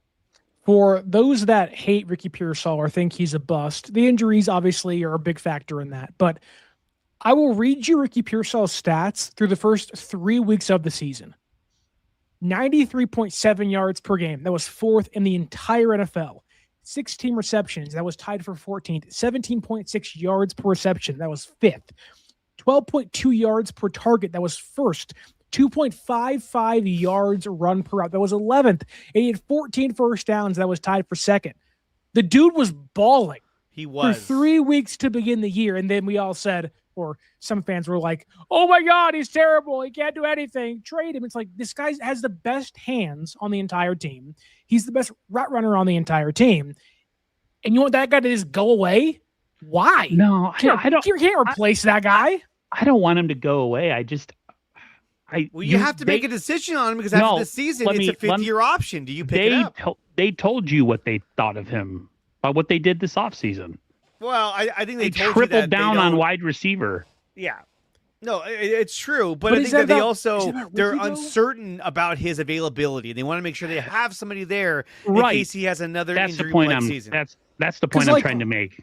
I don't think the stripling addition matters to Pearsall. I think the Christian Kirk is like insurance in case Pearsall goes down. Like that's like they don't trust Watkins, they don't trust Cowling. It's like get Christian Kirk in here. He's 32 years old, but he can at least be the Z receiver if Pearsall gets hurt again. Then you have Stripling who can be the X if Evans goes down. It's like they just kind of found themselves adding cushion to a room that doesn't have much top end talent outside of Evans, who's 34, and Pearsall who can't stay healthy. Speaking of a ton of wide receivers, did you happen to see from Jason Lockenbora that the Niners are one of the teams that could be interested in AJ Brown? And I don't believe a single thing that guy says. Like, why? He's like, no. Do you guys know that Jason Lockenfora was so bad at his job at CBS Sports? Somebody created the website that detailed every wrong per source quote or tweet he put out throughout his entire career. It's got to be a lot. Like, he was so wrong all the time. He was like the Diana Rossini of making things up about the Philadelphia Eagles and AJ Brown and company. Like, dude was just lying out of his teeth, being like, well, someone told me, and if someone was like their mom's, like somebody in their mom's basement, like, oh, I'm writing on my blog, on my Substack. Look, it's like, this is the problem when you start getting attached to scoopers. And this happens in the entertainment world as well, because on my other channel, we cover movie news. It's real bad over there. What's that? 3C Films. Oh, Chris Parker's a good guy. I know that we guy. love 3C. We love 3C. There's those people that do that, Dre, that they keep saying, I have sources that the Snyderverse is coming back. Yeah. For the last 7 years. There's guys out there like the Sil Abduls and the Mikey Settons, may he rest in peace, that would just make shit up, throw shit at the wall and see what sticks, right? And so when you got a guy like Jason Lockenfora, same thing. Throw shit out there. Eventually could be right. Yeah. And sometimes when there's not any news to talk about, the Niners could be in the running for AJ Brown along with these other teams. And then those fan bases go, are they going to get AJ Brown? No, they're not going to get AJ Brown. And I don't think that the Eagles would trade him to the Niners. Even if the Eagles had a crappy year, they would not say, okay, San Francisco, go ahead and take him from us. No, they wouldn't. Yeah, don't they already have a deal in place with the Patriots? Like that's what everyone keeps saying. That's what everyone keeps saying. And what Diana Rossini was saying. Well, you never know. And you know why. But here's the other thing, too, is that I still believe that going into this offseason, or as we get closer to, now we're in OTAs now, as we get closer to minicamp, you got to bring in Joey Bosa. You got to do it. To me, you can't roll with Sam Okwuonu. You don't want him and either, Romello Height. No, I don't want him either. I want him. Because look, here's the thing. Why? You won't have Michael Williams at the start of the season. So maybe who's your no, you're not. He's not even fucking running right now. Give me Cam Jordan. Give me Cam Jordan. Yes. Give me Cam Jordan. I will take Cam Jordan. Fine. I'm fine with that too. But I think, look, when if you sign this guy late in the offseason, think about the shot in the arm he gives the team. We just signed Joey Bosa. Oh, hell yeah. And then your opponent's we gave him $15 million to play. It's not your money. What do you care? Snaps a game. It's not your money. It doesn't matter. It's their fine, money. They can spend whatever they want. I don't want the team to allocate ridiculous amount of money to a guy that's not going to play a full season, let alone alone have one-year 25 deal, pressures. I'm fine with that. Joey Bosa is not going to beg and bitch about starting and be like, I want to play next to Nick. Like, no. Dude, the guy had 5 forced fumbles last season. Who cares? That's 5 fucking turnovers in a season. You got That's Nick Bosa phenomenal. back. Michael, you have high. Imagine that with Nick Bosa. Where's he going to play? Michael has to work his way back in. So who's your every down defensive end? You rather go with Samuel You don't have Kawanu? one. I'd rather go with Joey Bosa. I'm sorry, I would. Do you want to pay Joey Bosa $12 million to complain about starting once Michael comes back and then get But hurt 8 Michael's games not into his going tenure? to. He's not going to start. That's the Michael problem. is going to start the minute he comes back. You don't waste the 11th I don't think overall he will. draft pick on a player and say you're not going to play once you come back. Michael is going I to think start. if you have a Joey Bosa, good luck I telling don't care. Joey. I know. Good I luck don't telling care him, if you have hey, Joey we Bosa. got Michael back. That's the He had a reason. That's why subpar you don't not trade worth- Joey Bosa. He's not worth the money that he expects to be paid. I'm He sorry. hasn't had 25 pressures and 5+ sacks in 5 seasons. He's just a name. And he's He's brittle. Last year's team is old and they're ailing in the electrical substation. Bring in the guy who literally should not even breathe without a cast on his legs. But then you want Cam Jordan, who's also hella old. He's older than Cam Bosa Jordan's is. never hurt. He's He's never never hurt. I'll hurt. give you that. But look, I still think at the end of the day that you got to bring somebody in. You have to bolster that defensive end position. If Michael was ready to go week 1, week 2, I think, hey, I think we're good. But the problem is that you're going to start off the season in Melbourne against the Rams. You have to have an elite pass rush. You have to bolster a defensive line going into week 1. You can't wait on it and say, well, should we go out and get an edge rusher? Well, we can wait because we do have the Cardinals and the Miami Dolphins, and by week 4, maybe we'll see where we're at. I think they'll have somebody in the building. I just, at this point in the offseason, there isn't anybody elite. Cam Sample. There's not anybody elite out there that you Don't could sleep. honestly say is going to be the difference maker. I feel like mean, if they can bring in Joey a guy like Bosa. Cam, bring in He's Cam not Jordan, Joey bring in Bosa. Cam Jordan, you're going to get at least about 8 sacks, maybe. Solid guy. Even Doesn't if get you hurt. get 5, that's fine. Yeah, I was going to say 5 would Joey be like, Bosa's not getting you yes! 5 sacks. He might. No. They're going to run towards his side more often. Because nobody wants us anybody we running need towards Robert Beal Romello back. Height. Oh my god. Look at see if Miami Romello Height is not an every down defensive end. He's a third down pass rusher. He is. Yeah. He's He's small. Bryce Huff. Yeah. He's D He's Ford. Bryce Huff. D Ford. But a little slimmer. He's got to put on some more weight, according to Dante Whitner. So Yeah, Dante Well, Winter thinks he's a Speaking little of light. Dante yeah. Whitner, what a great segue to get into our next segment of the show. Yeah. yes. Now, we'll make this pretty quick. I don't think we should spend too much time on it, but as we all know at this point in time, Dante Whitner hates Jair Brown and never wants him to play for the San Francisco 49ers again. Can't blame him. No, I kid. But Dante Whitner and Jair Brown have been beefing back and forth. The reports out there of Dante Whitner criticizing Jair Brown calling up Dante Whitner, kind of checking him and everything. Which has been very one-sided as to where the news is coming from. It's coming from Dante Whitner. Jair Brown hasn't said much. There's been some Instagram posts, some posts on their stories of Malik Mustafa and Jair Brown kind of clapping back, if you will, at what Dante Whitner said. But I'll just say this. Initially, I was very against Jair Brown in this case of like, what you expect to happen? Dante Whitner, he's a very respected player in the organization. Jair Brown shouldn't be thinking he's a Pro Bowl talent and everything. But did you guys happen to see or hear what Dante Whitner said today about Jair Brown and company? I do. I have it up right now. Okay, let me bring it up because it's You have it? if you can share your screen, Dre, quickly, I'll bring it up and put it on here for us. But I'm trying to go as fast as I can. it to me did change my thoughts on it. So Dre, go ahead and read things off if you will. Let's see here. It says, I asked him, I said, Jair, Jair, Jair, can you come on the podcast so you can debate your proposition or why you feel the way you do? He said, no, I don't like to talk. I said, okay, then can I tell you, okay, then can I tell my podcast listeners about you calling me? He said, no, don't tell them. I don't give a fuck. I'm telling them. Don't you ever call my phone and think you're checking me. Now, if you have a valid point, I'm willing to listen to it. But if you play shit like shit and I analyze it, I'm going to continue to analyze it that way. When you play well, I'm not going to be biased. I'm going to give you all the praise in the world. When you play like shit, I'm going to tell you you played like shit. I hope this is the one you Dude. wanted me to read. Yes, it is. Okay, good. And it's like I was on Dante's side for a lot of it. Like, yeah, like Jair he's sounding a little delusional, saying he's a Pro Bowl talent. Maybe he's overconfident.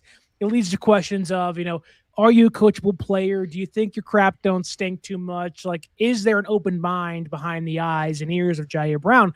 But then I saw this and I went, oh, Dante Whitner's crazy. Like, what did you think was going to happen? Do you think he's going to be like, hey, what is man, this? You're right. Like the first sentence that Dante Whitner says in this quote is, I asked Jair, do you want to come on my podcast and essentially debate me about your play? Why would you want Jair Brown and a contractor to come on the show and debate a former player when he should be out there practicing, watching tape, and getting better at his craft? You think the Niners are going to like that from him? Oh, yeah, I'm going to go debate Dante Whitner on his podcast because he talked crap about me. Why? That's a terrible look for Jair to do that. Now, I think Jair did the right thing. He called Dante up and told him, hey, man, like, knock it off. But Dante's response is like, I'm going to tell everybody about what you just did. And Jair's like, why? What is the point of that? And Dante's like, because F you, that's why. Because the content comes first. And I do think the content, yes, what did Jair expect? But Jair expects a near 40-year-old man, a 40-year-old man to have a little more respect for a 27-year-old player. And maybe he isn't playing well, but also like, hey, man, you can criticize me, but the content shouldn't be the thing that's leading you in all of your conversations you're going to have. Because my God, the first sentence should not be, come on the podcast and debate me about your play. Why? What does Jair Brown owe Dante Whitner? Nothing at all. So why would Jair ever do that? But was that other phone call that they talked about prior to this one, or is it the same one? Probably the same one. I think it's the same one. Same one. Yeah. I don't know. I don't have an issue with Dante. I don't either. I have zero issue with this because I feel like some people need to be checked. Sure.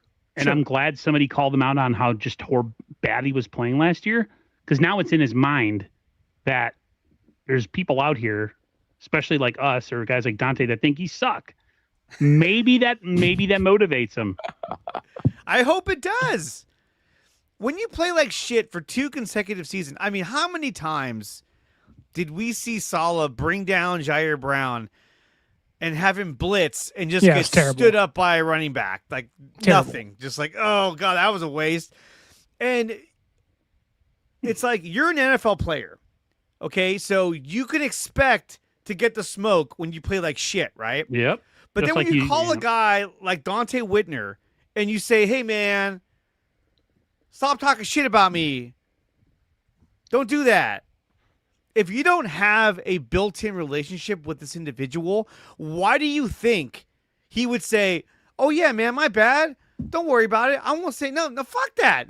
This guy has become a media, what do you call it? A media personality. He was on the Niners postgame show on NBC Sports for a number of years, and now he does the Grit Code podcast with Rod Brooks, Patrick Willis. And look, everyone's saying, well, he went to Richard Sherman, and Sherman didn't say anything. Well, Richard Sherman has a bigger platform. Yep. Richard Sherman doesn't just focus on the Niners. Richard Sherman focuses on the entire NFL.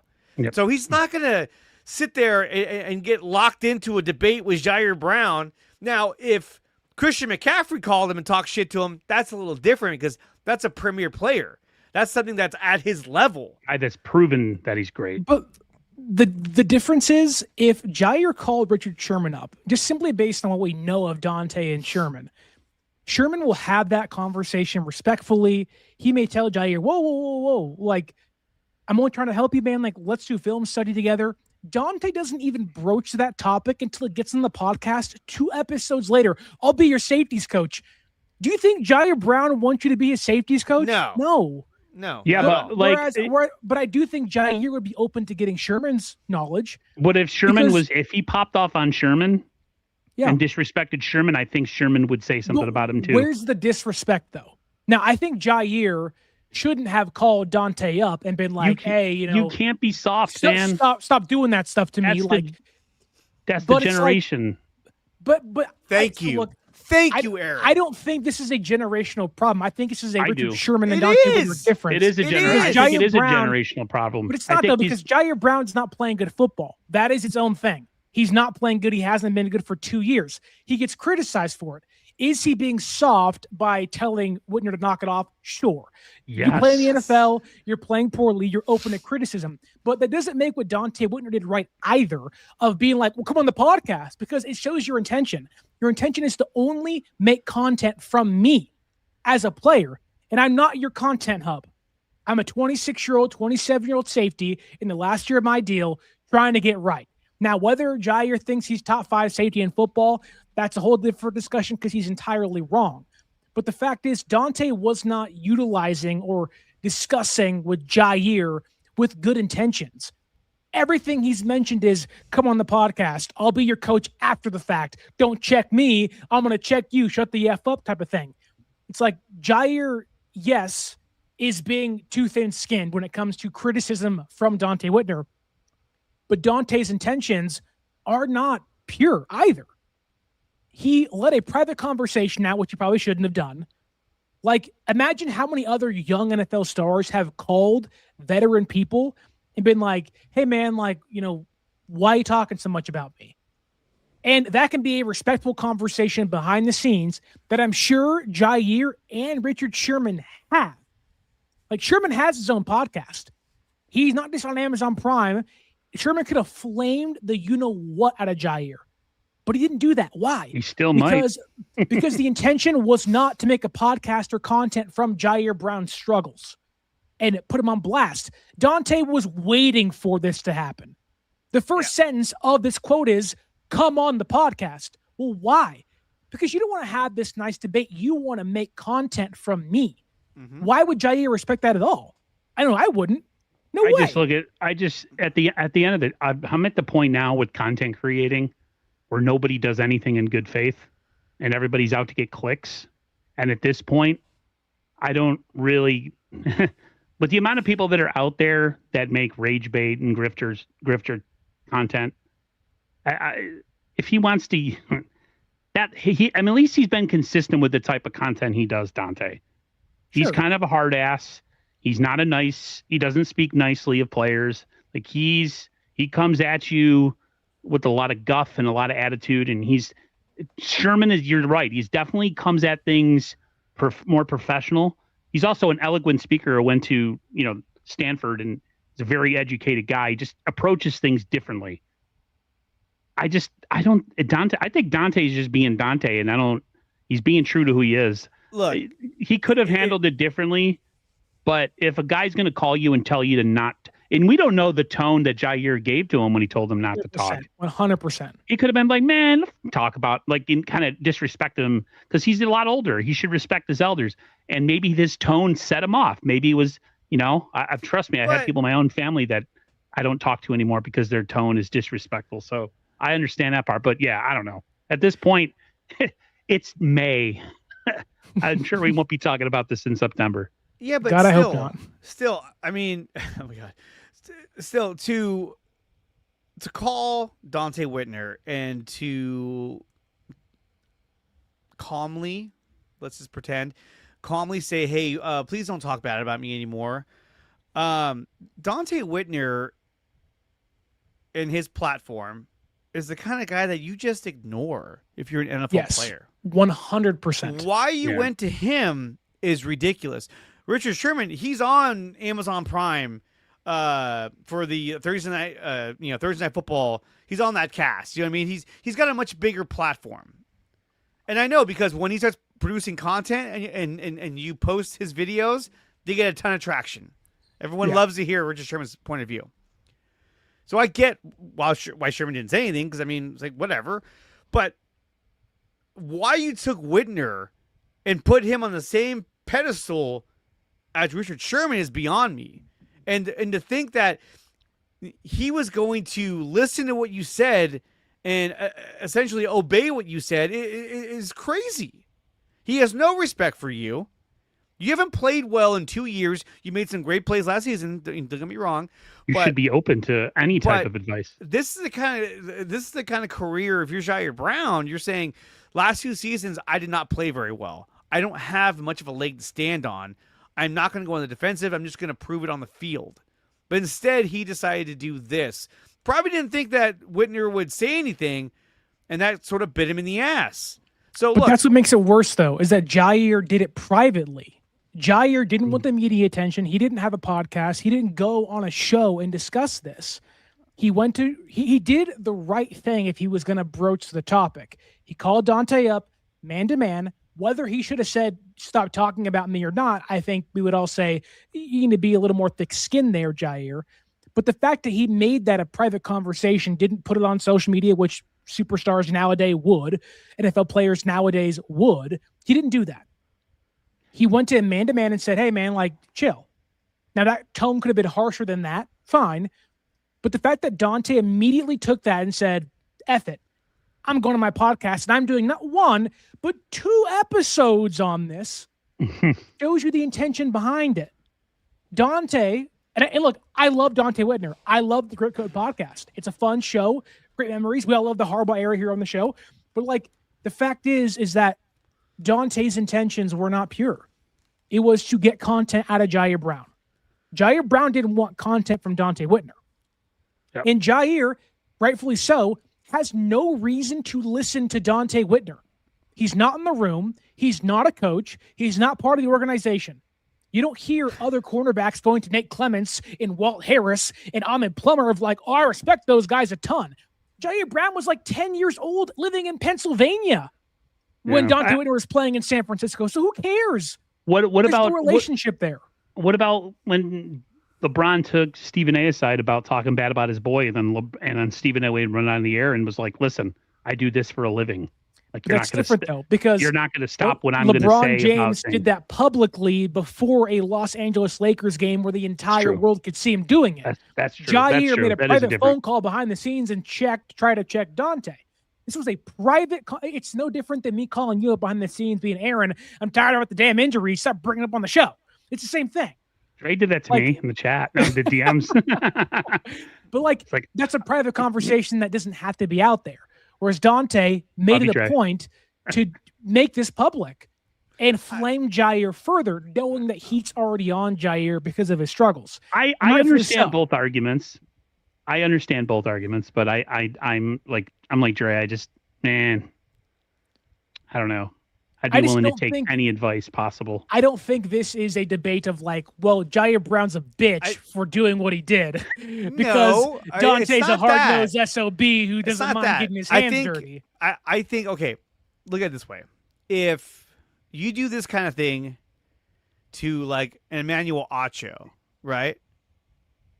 Acho was not a Pro Bowl, an elite safety. He'd be more willing to be like, he'd be more willing to talk to you about it. Like, oh, yeah, man, hey, look, I know the struggles. Him going to Dante immediately, Dante was like, I'm a fucking all-pro. I've been to multiple Pro Bowls. I've been to Super Bowls, even though Jair Brown's one too, and he got an interception. And he's like, you have no right to call me and try and put me on check when I had a much superior career than you did. And I think that's where he's coming from. You know, you got guys out there, and look, you got guys out there right now. Fake Ricky Pearsall trying to get clicks off of that. A network trying to generate clicks off of a clip. Ian Williams replying to it. Remember Ian Williams? God. Yes. And so even that, like you have that happening on the other end. So look, at the end of the day, but don't call content creators and tell them to stop talking shit about you. Look at Javon Kinlaw. Did that work out? Nobody gave a shit. It was so stupid. Say what you want about what you think of the platform. Still there. He's still in the he's still in the facility. It was like, come on, man, what are we doing here? To be fair, Javon Kinlaw was eating squirrels in the forest once, so maybe we shouldn't compare the two. Listen, I don't know me. I was like, I don't respect the way a guy like who does this content. It's very grifty, very kind of like I'm going to get a reaction out of people because I know how to do that. Yeah. But at the end of the day, people still watch his crap, and he gets a lot of views and he makes a good living off of it. I might not like it. A lot of people might not like it, but that's his content style, and that's what people like from him, and they go to watch. Same thing with Dante. I think Dante has a certain level of kind of like a no nonsense. I'm going to talk my ass.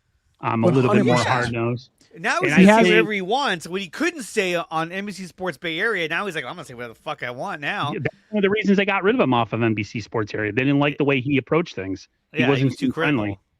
To I add don't like context to this, Jair Brown's going into year 4. Dante Whitner didn't make his first Pro Bowl until year 7. So Right situation, though. Exactly. right. It's not like there isn't room to grow. And Right. It's just No, like, I agree. But I like, think Dante had a I don't way know. better attitude. At least we would think he did. I mean, he just comes off like a guy that. I mean, probably we had a don't know better that. attitude. I mean, I don't know Dante Whitner personally, and I would never attack Dante personally. I have love Dante sources. Whitner as a player. Yeah, I have sources. But, Trust like, me. I just think like Jair should be more thick-skinned. Probably should have ignored what Dante was saying. And the minute Jair called Dante shouldn't have run to his podcast and blasted him on social media for it and made multiple shows and posts about him, because it does bring negative light to a player that already has True. enough on him simply based off his poor play, and knowing that the odds are Jair's not going to be here next year if he plays this bad again. He'll go elsewhere and be the third bust of that trio of third-round draft picks in 2021 or 23 with Jake Moody and Cam Latu. So it's just like, I just don't. It is just, it's a weird, really awkward situation, and I think both sides are wrong. Jair's a little delusional, and Dante should be maybe a little more forgiving in some cases. But I grew up on a time in the era that I grew up in where everybody talks shit about everybody. Yeah. Whether behind your back or to your face. You could ask my brother, you can ask anybody. You just kind of sucked it up, dude, because if you didn't and you cried about it, you were going to be labeled a bitch. And so I'm just from the generation of, do I agree that he took a personal conversation? Do I think he should have done that? No. But at the same time, dude, if somebody comes at you and criticizes you and you respond by saying, don't say mean things about me, don't say words, it's freaking weak. Well, on top of that, he's like, I don't do podcasts. He was just on the podcast with what's his name, Ari Marov. Ari Marov, yeah, he was just on with that guy sitting by the pool, because he's saying nice things about him. I know. And so again, he did want to go on there. Why? Because then he'd have to answer for his play the past 2 seasons. He doesn't want to. Yeah, do but he doesn't want to do that. Do either one of you want to go on a hostile podcast and have to defend yourself 24/7 from a guy coming at you? I wouldn't. If I'm going to call the guy to tell him to stop talking shit about me, I would expect him to say, "What'd you come on my podcast then?" And then of course I would say yes or no. Like, no, because why would I give you content on my name? Well, exactly. But you already did when you made the phone call. At that point, it's already over. You've already made the call. When you reach out and try to make a statement to a content creator that makes controversial content, that's the worst thing you can do. Because here's the thing. Every time you have a content creator that can be a harsh critic on certain aspects or certain players, they want nothing more than for that player or that coach or whoever to reach out to them and try and get a hold of the situation, because then it draws attention to their platform. I see it all the time. And but you would think Dante, being a former NFL athlete, would have maybe more in common and understanding of where Jair's coming from, because Dante wasn't a Pro Bowl player his first 4 years in the NFL. Neither has Jair by a wide margin. Yeah. And while Jair has to get better, Dante doesn't seem to be looking at Jair from the lens of a former or current NFL player, a compatriot. He's looking at him as, you're a dog shit safety, and I'm trying to fix your career. And Jair's like, I don't even know you, bro. I'm not asking for your help. You're just coming at me nonstop. I don't even know who you are. But the way I look at it is, if you're on a podcast and you are making content and you're speaking out loud and your content is, the way, like Jerry said, controversial, and you happen to get one of your boys happens to catch wind of somebody saying bad things about you, on a podcast that is very like upfront and just says whatever, and you're like, man, I gotta check this guy. He can't be saying mean things about me on his mean podcast where he always says mean things about people. And you go tell him, don't say mean things. Guess what he's gonna do? He's gonna say mean things. Yeah, but I don't think Dante doesn't realize he's saying mean things. Dante views it as he doesn't care. I'm just being right, but also I think Dante views it as I'm just keeping it straight. I think Dante would say the same thing about him in a closed room. I agree, but the point is that Jair maybe isn't that type of guy. Jair feels rather mild-mannered. Maybe he's overconfident. Jair's not someone to pull up on you and start causing a problem. Jair seems like somebody who's like, hey, let's handle it behind the scenes. It doesn't need to be out there in public. True. Like I'm that way too. Like a lot of people have no problems in public fighting with their families, fighting with their wives or husbands. If me and my wife are going to have a problem, we're going to go into a private room, talk about it, and we're going to walk out and be okay. Like, true. I agree with that. We're not going to fight out of the house. If we are outside, we're going to go to the car and have a conversation, then come back in and join the party again. Like, that's how I do things. Right. And I think Jair Brown's the same way. He didn't want to go on social media and call out Dante Whitner because why would you do that? He wants to have a conversation behind closed doors, man to man. Hey, let's just chat things out, man. Like, let's talk things out. And Dante came from what it seems like to be from the angle of like, it doesn't matter what you say. This is content no matter what. And that to me kind of devalues the human contact you're making of a young man trying to make his way in the NFL while still trying to keep it real on your podcast. You can criticize Jair all you want. You can tell Jair, hey man, look, like I want the best for you. That's why I'm criticizing you. And I'd love to be in that room with you and chat you up and talk to you. And maybe Dante did. And Jair said, F no, I don't want that. But we'll never know because Jair's not going to talk about it again. Because Jair's like, I tried that. It didn't work. I'm just going to go do me and you can go do you. Yeah. And it's like, it's like Dante really messed this up, in my opinion. I mean, at the end of the day, they're both at fault. And keeping it real goes wrong. Dave Chappelle. It's like when he knocks over the glass of water. He's like, oops, gotcha. Love it. One final topic, and then we'll get out of here. We spent a lot of time on the Jair Brown stuff. Did you guys happen to hear what Matt Mayoko said about Mac Jones earlier this week? He's going to be here a long time, apparently. Yeah, this caught me off guard. I don't believe that's going to be the case, but let's pull this up really fast because we obviously disagree with Aaron. But let's bring up what Matt Mayoko had to say quickly here. Because Mayoko on his podcast, on his YouTube channel, was discussing the future of Mac Jones. And quite frankly, I think we all kind of said, huh? That doesn't make any sense. What up, man? Here is Mayoko discussing the future of Mac Jones. Although, I must say, I'm not 100% convinced that Mac Jones will be signing somewhere else at the end of this season. I think remains a decent chance that Mac Jones is back with the 49ers as kind of a long-term backup player because I'm not totally convinced that a team would be willing to pay him starters money even in 2027. It sounds like there wasn't much discussion at all as far as trading. And there will be teams, obviously, that will be looking for quarterbacks a year from now, whether in the draft where it's supposed to be. At least the early thought is that it'll be a better draft for quarterbacks next year.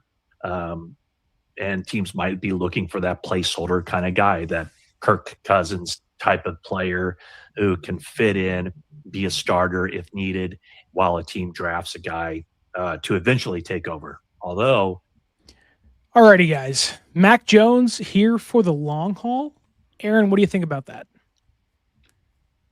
Well, I mean, if Brock is the guy, and the Kyle Shanahan and John Lynch era continues to go on for many more years. One thing I think teams that have a guy who they think is the guy in place and a team that you think is competitive, you always want to have that backup quarterback in the room that can manage and kind of, drive the bus, so to speak, when the starter isn't out. And I think maybe for years that they were trying to look for that guy, and they just weren't able to find him. And they finally found it in Mac Jones. And they saw how valuable he was last year when Brock missed so much time. And if they got an offer that just like blew their socks off, I think they would make a move, and maybe the Curtis Rourke era would begin.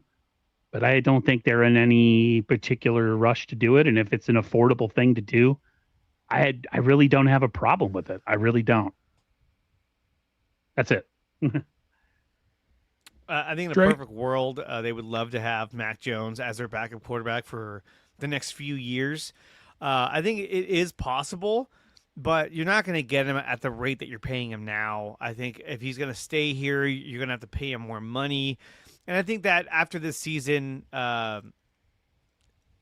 he's going to want a pay raise. He's not going to want to sit on the bench and make $4 million for the next 2 years. No. I think after this season, he's gone. He'll go somewhere else, and some other team will give him an opportunity. May it be the Raiders, may it be whoever. If Mendoza doesn't work out, I'm just spitballing right now, but Yeesh, that would be bad. that'd be bad. But I'm just saying, like, I think that if Tua or Penix isn't really the answer, they could go that route as well. Could he stay here long term? Possibly. I just don't see it being a reality, and I think that after the season, he'll likely part ways. I mean, look, even Brian Robinson, a lot of us were like, I think they're going to bring him back, and he left for nothing, $3 million. They weren't convinced that he was the right option on this offense. So, yeah, that's my take on it.